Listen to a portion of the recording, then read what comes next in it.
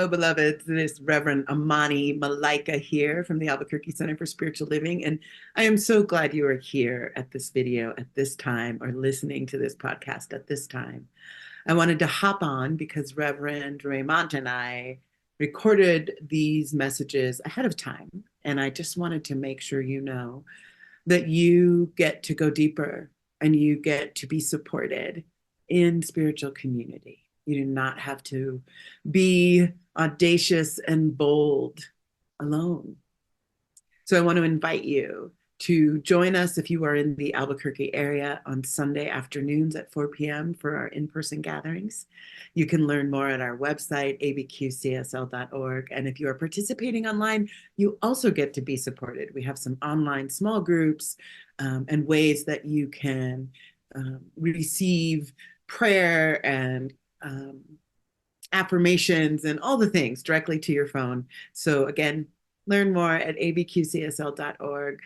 May you be so alive in your divine, holy, amazing nature that is unique, that is perfect, that you get to boldly and audaciously move in your life as the incredible being that you are. This, my friends, is what changes the world. I love you so much. Enjoy. Hello, Reverend Dr. Raymont Anderson. Hola, ¿cómo estás? Bien, bien, bien. Mostly. I'm with you. I read that book. Yes, we are here to discuss holy boldness, which is the idea behind our June series. Mm-hmm. And as we were talking about before I hit record, I just couldn't quite wrap my head around the theme this month, and the recommended reading, and why do we need to be holy bold? Like what is holy boldness for? What is the purpose? Right. And so I thought, let's just hit record and see what happens. And here we are. So, one of the things I saw in your notes was you were talking about sacred audacity versus regular audacity. Right. Mm-hmm. And I was really curious, like, ooh, I want to hear what Raymond thinks about that. Talk to me. Like for me, it's the separation of just audacity in general, the way the collective consciousness would address it is, can you believe that there are people who have the audacity to say that transgender people can't whatever their care, their health, you have the audacity to stand in my face and scold me based upon what I said on Tuesday? Like that's that conventional idea of right. You got some nerve.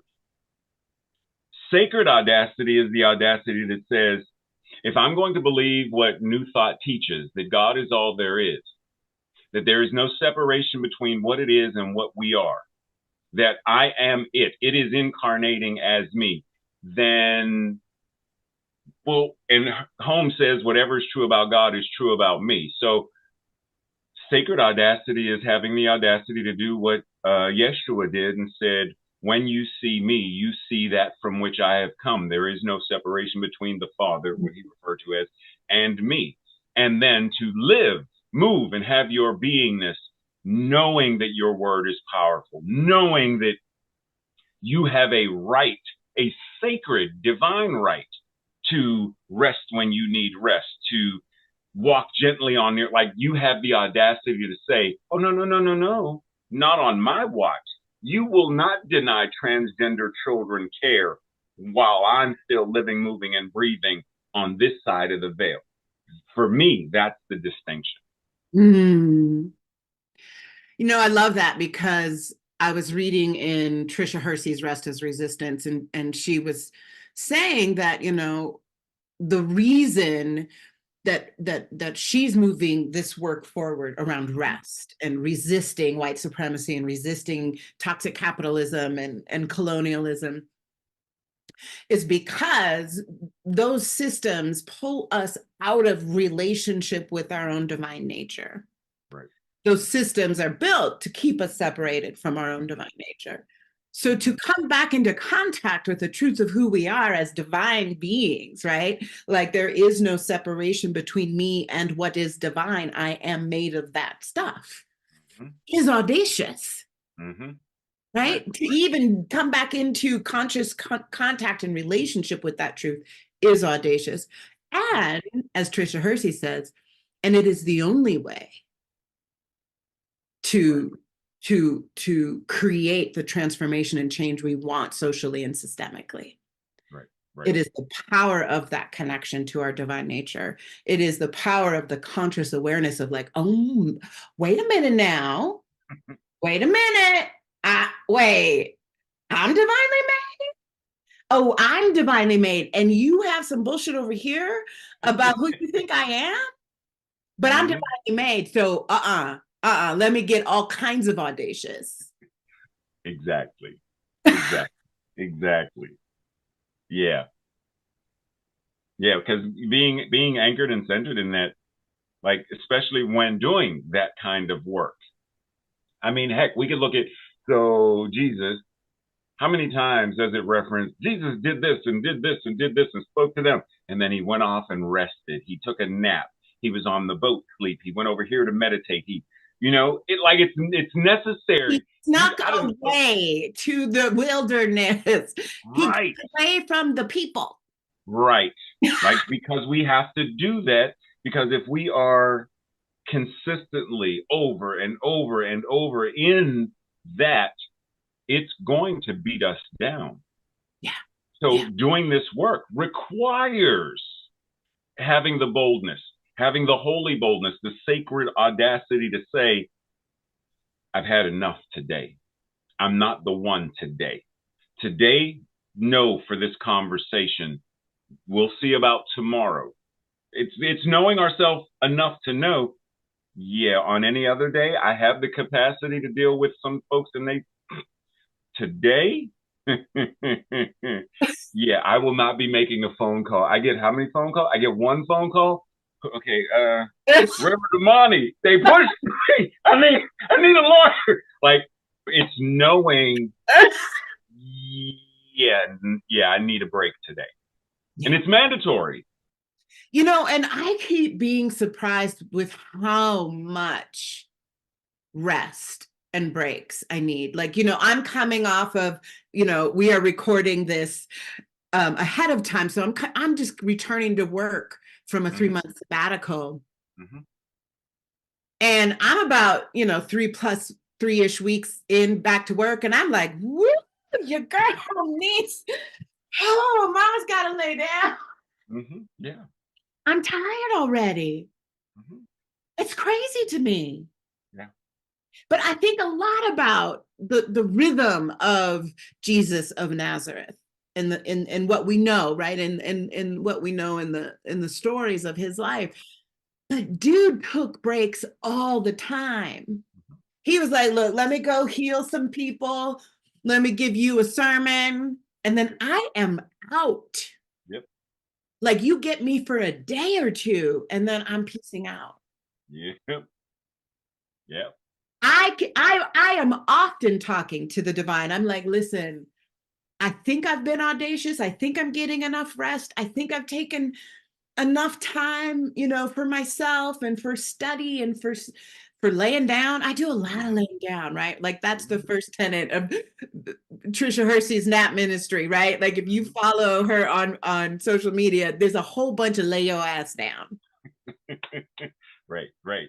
Uh-huh. Lay your ass down. Mm-hmm.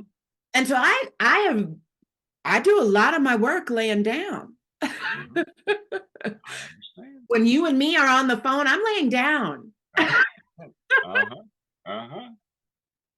Yep. But what feels crazy to me is I still feel like there's more for me to be audacious around and courageously Right.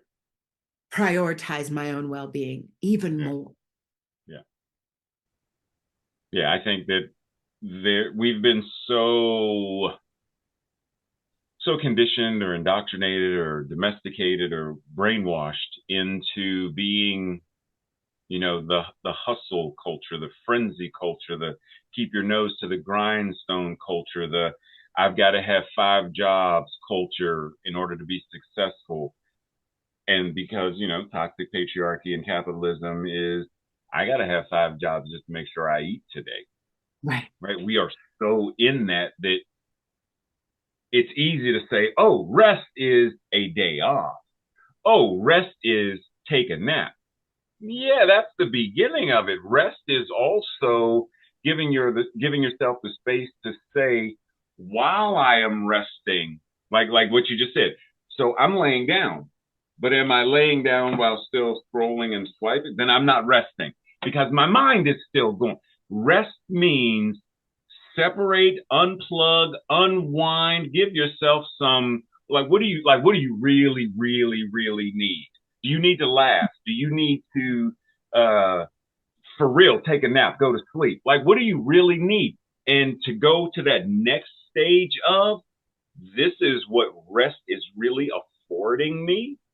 Because how many times have we done I had 8 hours of sleep and I woke up more tired than I was before I went to sleep. Right. Because your mind, we didn't really go into the space of restorative rest. And that's necessary. Yeah. And I think you bring up such a key thing, and maybe that's could be its own conversation and whatever we're doing for the next week. But I know that for me to begin to even know how to care for my own well-being, to even understand what rest for me means, and means I have to actually feel myself. I have to be able to feel what it feels like to be rested, and to know the difference of, like I woke up the other morning and I had slept with my window open. And I am perimenopausal, y'all. So that's its own whole other special thing. So I slept with the window open because your girl's having night sweats. I got you. And so, but I usually can't sleep with the window open because my allergies will get all kind of craziness. But anyways, I slept with the window open and I didn't set my alarm. And I woke to bird song. Just tweets and songs. And I was like, oh my God, bird song. And I feel rested. Amen. Like, I don't know what kind of magic just occurred that I slept through the night. Now I am waking to the sound of singing birds. What kind of heaven is this? Right. To know what it feels like to be rested. I think we have to start there, like some fundamental, rudimentary understanding. Yeah, I'm with you 1,000% on it. And what just popped into my mind is the idea, since rest is there, when someone is arrested, it means their activity has been halted. In order for us to get the kind of rest you're talking about, there's some part of us that has to be arrested. Some part of us has to be stopped. Because if it continues going the way it's going, we're not going to get to that awareness that you're talking about. We're not going to know what true rest is. So what needs to be stopped? What needs to be put on pause in order to? That's the only way. Hold that thought, because that is our next week's discussion. That's what I want to talk about. What must be arrested, y'all? Stay tuned. Part 2.